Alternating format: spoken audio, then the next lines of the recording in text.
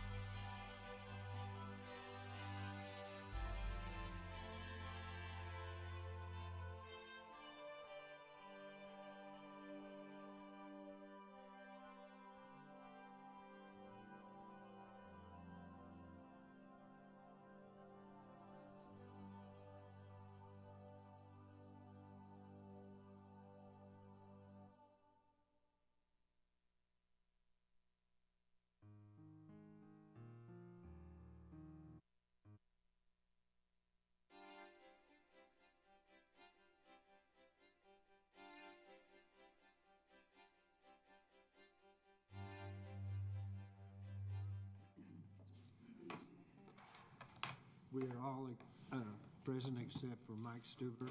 Mike is absent this evening. Our invocation this evening given by Don Aylesworth. And Chris, would you mind leading us in the flag salute? Happy to do that. Would you please pray with me? Father in heaven, we thank you for the gift of wisdom. And you said that we needed to ask and we would receive and you would not withhold it.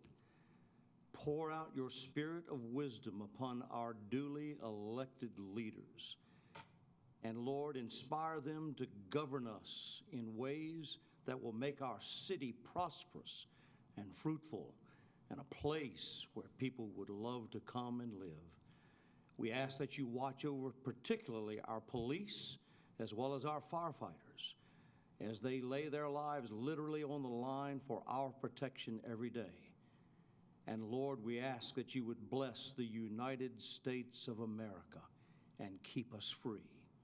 In Christ's name I pray. Amen. Thank you. Please join me in the pledge. I pledge allegiance to the flag of the United States of America and to the republic for which it stands, one nation, under God, indivisible, with liberty and justice for all.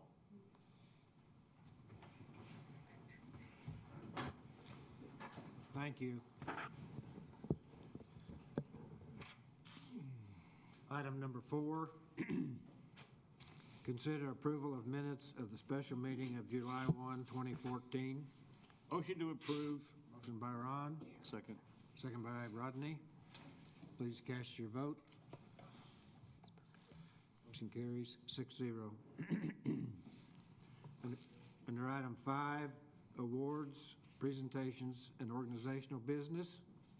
Item 5.1, present the pet available for adoption at the city animal. I want to. Mine's the dog. Got a cute one. You what? Got a cute one. Oh, present the pet available for adoption at the city animal shelter. You're on. Thank you. Tonight we brought a little puppy. He's about 3 months old. We named him Clyde. And he'll be up for adoption at the city animal shelter, 1200 South 10th. And he'll be there for a while until somebody adopts him. So come out and adopt him or pick one of the other dogs out. Thank you very much. David, where do you guys get the names? You always come up with the best names. You have a dog book out there at your police that ever said? Well, keep up the good work, buddy. Kind of looks like a Clyde. Yeah. There's a method. It works. Under item 6, hearings, there are none. Under item 7, community development, there are none. Under item 8, administration, item 8.1, consider renewal of auditing professional services with Colin Reed, PC, Edmond, Oklahoma, to conduct the 2013-2014 audit and complete the independent auditor's report on the financial statements of the city of Enid, Oklahoma, and its related authorities. Complete the A-133 federal grant audit, landfill Department of Environmental Quality, agreed upon procedures, State Auditor and Inspector Form 2643 report, Enid Public Transportation Authority vehicle revenue mileage, and the Enid Event Center and Convention Hall audit no later than December 31, 2014. Move approval. Second? Motion by David, second by Ben. Please cast your vote. Motion carries 6-0. Item 8.2, consider authorizing the mayor to sign non-federal reimbursable agreement number AJW-FN-CSA-14-2141 between the Federal Aviation Administration and City of Enid to support the relocation and/or replacement of FAA equipment in conjunction with the runway 17-35 extension, with the runway 1735 extension at Woodring Regional Airport. Oh, no? Mr. Mayor, City Council, Mr. City Manager, as a result of extending the runway to the south, there's certain FAA-owned equipment that has to be moved. The glide slope, localizer, the PAPIs, approach lights, those are all owned by the FAA, and as such, the FAA requires us to enter into agreement with them to move those things. The agreement facilitates the FAA engineering review of the plans, specifications, an on-site engineer, construction support, FAA electronics equipment, relocation, installation, testing, telecommunications support, redesign of all the applicable instrument approaches, and flight inspection for all the FAA all the approaches as well as the equipment that is moved into the new locations. Included also are the costs of per diem, the travel and hotels while the FAA personnel are here. Their estimated maximum fee for these services is $921,548.67. They require that the fee be paid upfront so that they can draw from that account that it's put into during the work. All the funds that are remaining after the end of the project are then returned to the city. As you know, this project is very important to Vance Air Force Base. Having all 3 aircraft being able to land at Woodring is critical to their mission for safety purposes, for weather diverts, for emergency diverts, and for staging cross countries on the weekends. It will save them money. It will, as well as promote their mission over there at Vance Air Force Base. Next year, towards the end of the year, they're going to take down their outside runway, and that's going to be down for about 12 to 18 months. Having this runway available to them is pretty critical in the local area. It also spills over to the civilian side as well. Having a longer runway is always a good idea. It provides the extra safety margin, and I can tell you from firsthand experience during this past winter, when we had icing conditions on the runway, having a longer runway for the jets landing there would have really been nice. When completed, this will be a win-win for both the city and the Air Force. So this reimbursable agreement is key to that project, and I recommend that you approve it. Are there any questions? Oh, no, the Cobb Engineering, who is our engineering advocate Right. side of this argument, suggests that this cost was probably less than $250,000. And we understand that the FAA is capturing every single cost in this. It is very likely that the total fee is going to be less, but what's the timeline for that reimbursement? You know, I can't tell you. It'll probably be a year before we can get it all back. And like you said, traditionally, these are a little overinflated, and we actually talked to the FAA about that. We flew down there and met with them face to face. One of the examples they gave us, because this is max worst case cost, if, for example, when you're relocating the PAPIs, the instrument landing system, the localizer, and the approach lights, if you do them in series, it'll cost this much. But if you do them all at the same time, that inspector will be there for all of those events, and the cost will be significantly reduced. So there is a fair amount of cost savings, and if these things are done in parallel, if you will. No, could you explain the non-federal reimbursable agreement? It's a kind of a term that it can be misleading. We are reimbursing the FAA for doing the work out there because it's specific to Enid. Rather than the general public through tax dollars reimbursing them. Since they are actually doing this work for us, that's why it's called a reimbursable agreement. Not non-reimbursable. It is, they call it reimbursable.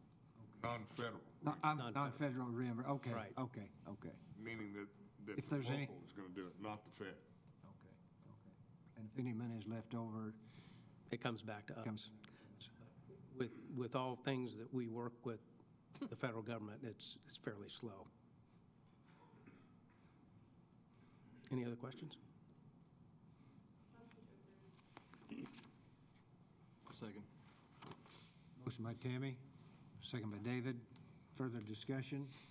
Please cast your vote. Motion carries 6-0.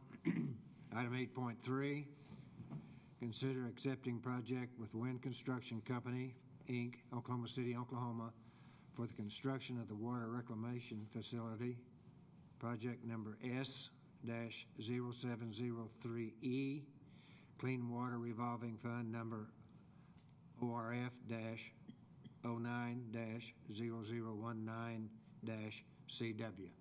Move approval. Motion by David, Second. second by Tammy. Further discussion? Please cast your vote.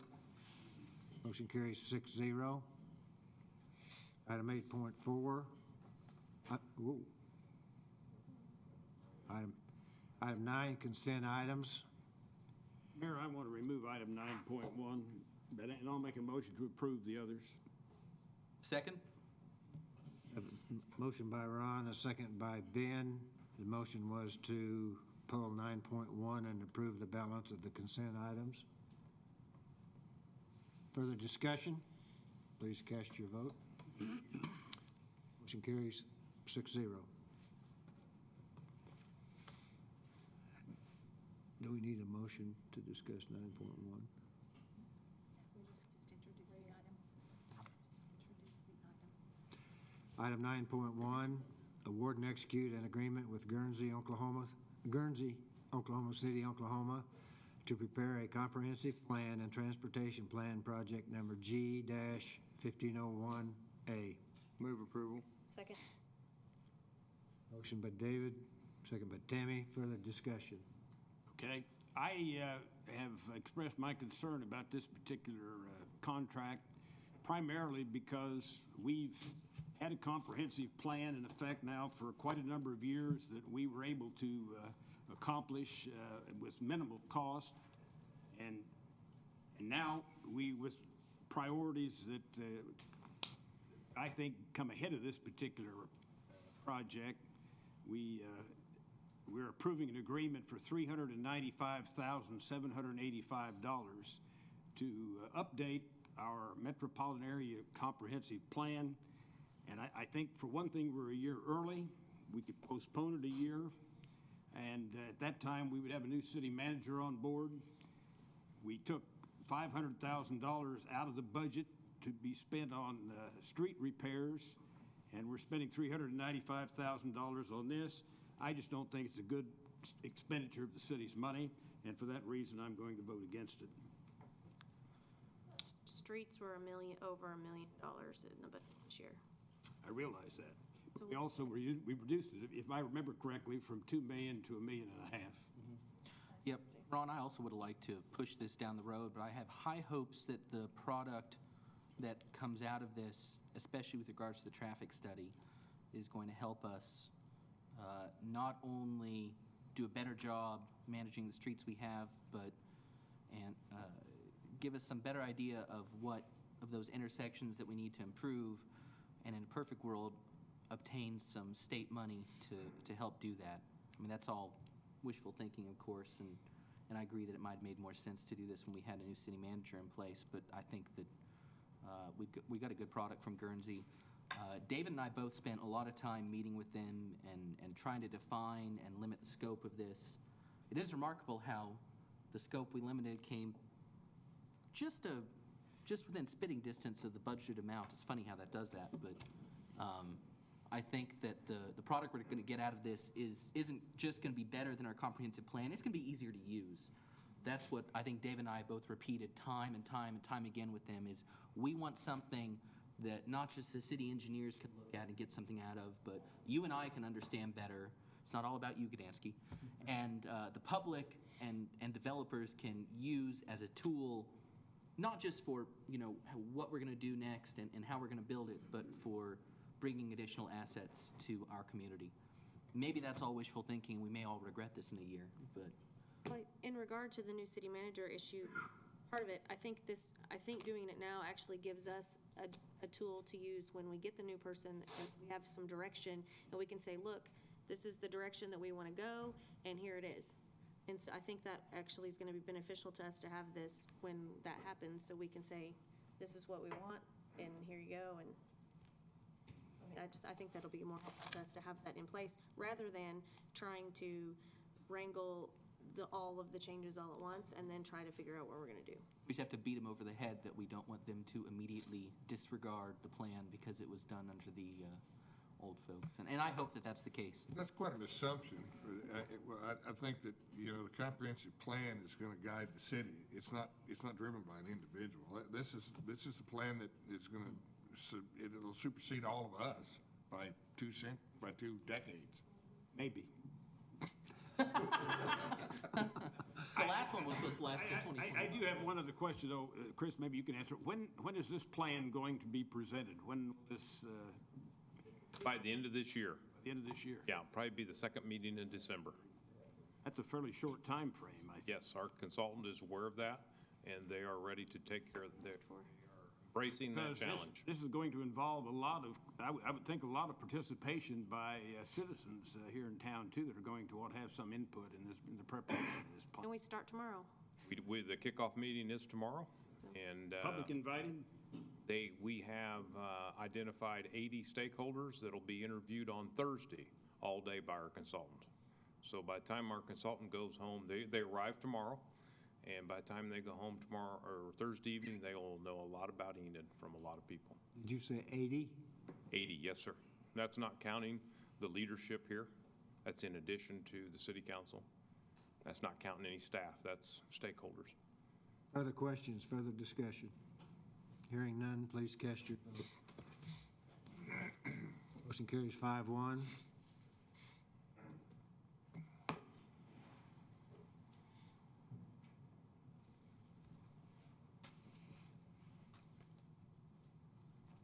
Item 10, we will now recess to convene as the Enid Municipal Authority.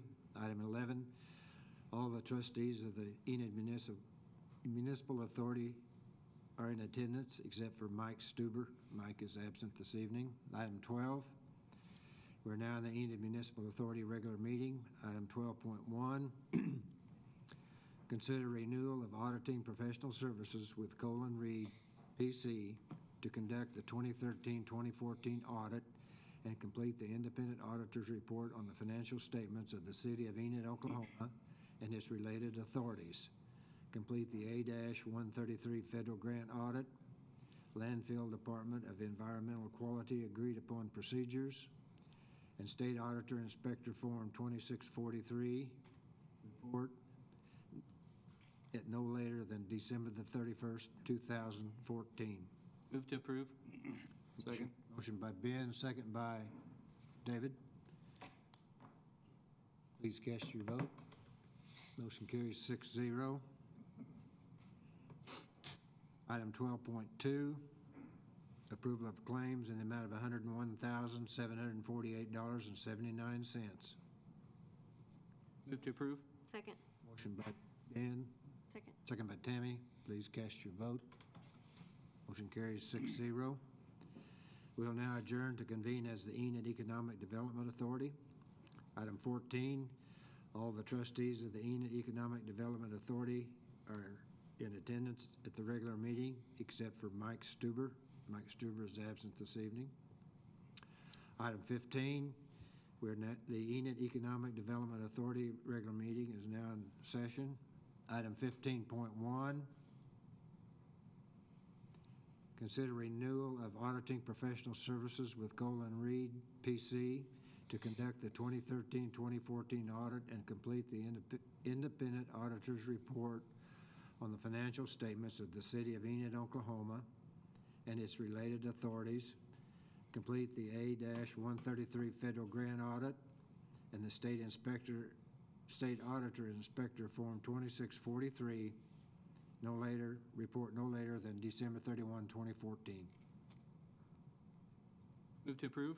Motion by Ben. Second. Second by David. Please cast your vote. Motion carries 6-0. Item 15.2, approve and execute local funding program contract with Enid Regional Development Alliance. Move approval. Second. Motion by David, second by Tammy. Please cast your vote. Motion carries 6-0. Item 15.3, approval of claims in the amount of $19,360. Make a motion to approve. Motion by Rodney, Second. second by Tammy. I was going to ask if you wanted that one. Are you going to get in this night? Thought you had laryngitis. Please cast your vote. That's over his limit, man. Motion carries 6-0. Item 16, we'll now adjourn to reconvene as the Enid City Commission. And Item 17, public discussion. Anyone sign up there? No, sir. No one has signed up. Item 18, we'll consider convening into executive session to discuss the salary and benefits of City Attorney Andrea Chisholm and to reconvene into regular session to take any necessary action. So moved. Motion by David, Second. second by Tammy. Please cast your vote. Motion carries. Oops, ties.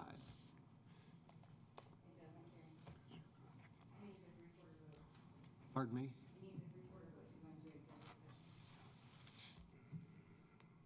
So, I didn't hear what you said. It needs a three-quarter vote. The motion fails. Motion failed, Mr. Mayor. Motion, okay. Do we have a motion to adjourn? So moved? Second? Motion by Ben, second by Ron. Please cast your vote. Motion carries 4-2. We are adjourned. Let's stay here till we get an email.